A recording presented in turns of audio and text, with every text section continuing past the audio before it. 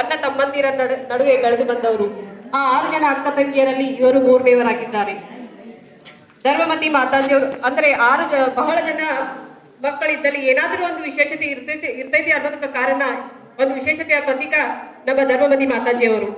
ಇವರು ಆಗಸ್ಟ್ 8, 1997ರಲ್ಲಿ ಅಕ್ಲೋಸ್ನಲ್ಲಿ ಬಾಹುಬಲಿ ಮುನಿ ಮಹಾರಾಜರಿಂದ ದೀಕ್ಷೆ ತೆಗೆದುಕೊಂಡರು. ಇವರ ಮೊದಲ ಚತುರ್ಮಾಸ ಅಕ್ಲೋಸ್ನಲ್ಲಿ ಆಯಿತು. ಇವರು ಚಿಕ್ಕಂದಿನಲ್ಲೇ ಅವರ ಅಜ್ಜಿಯ ಕಡೆ ಇದ್ದರು. ಅವರ ಅಜ್ಜಿಯ ಧರ್ಮ ಪ್ರಭಾವನೆಯಿಂದ ಇವರಿಗೆ ದೀಕ್ಷೆ ತೆಗೆದುಕೊಳ್ಳುವ ಭಾವನೆ ಬಂತು.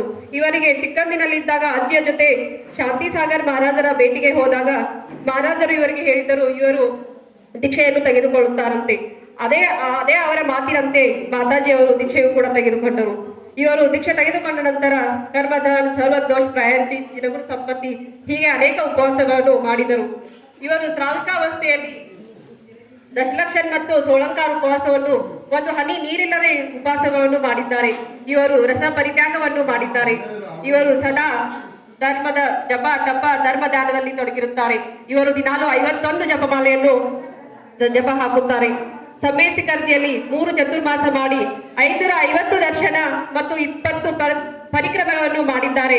ಸೋನಾಗಿರಿಯಲ್ಲಿ 2 ಚತುರ್ಮಾಸ್, ಪಾವನ್ಗಢ್ ಸಿದ್ಧ ಕ್ಷೇತ್ರದಲ್ಲಿ 1 ಚತುರ್ಮಾಸ್, ಕನಕಗಿರಿ ಸಿದ್ಧ ಕ್ಷೇತ್ರದಲ್ಲಿ 1 ಚತುರ್ಮಾಸ್, ಶ್ರವಣಬೆಳಗೊಳದಲ್ಲಿ 2 ಚತುರ್ಮಾಸ್, ಮಾಂಗಿತುಂಗಿಯಲ್ಲಿ 1 ಚತುರ್ಮಾಸ್, ಗಜಪಂತ್ ಸಿದ್ಧ ಕ್ಷೇತ್ರದಲ್ಲಿ 2 ಚತುರ್ಮಾಸ್, ಸಾಧನಿ ಸಿದ್ಧ ಕ್ಷೇತ್ರದಲ್ಲಿ 1 ಚತುರ್ಮಾಸ್, ಹೀಗೆ ಹಲವಾರು ಕಡೆ ಅಂದರೆ ಹುಬ್ಬರಿ, ನಸ್ಲಾಪುರ್, ಬಾಗೇವಾಡಿ, ಜಿಂಜುರವಾಡ್, ಮುತ್ತೂರ್, ರಾಯಬಾಗ್, ಗಣೇಶವಾಡಿ ಹೀಗೆ ಎಲ್ಲ ಕಡೆ ಚತುರ್ಮಾಸವನ್ನು ಮಾಡಿ ಈಗ 2023ನೇ ಇಸ್ವಿಯಲ್ಲಿ 27ನೇ ಚತುರ್ಮಾಸವನ್ನು ನಮ್ಮ ಐನಾಪುರದಲ್ಲಿ ಮಾಡುತ್ತಿದ್ದಾರೆ.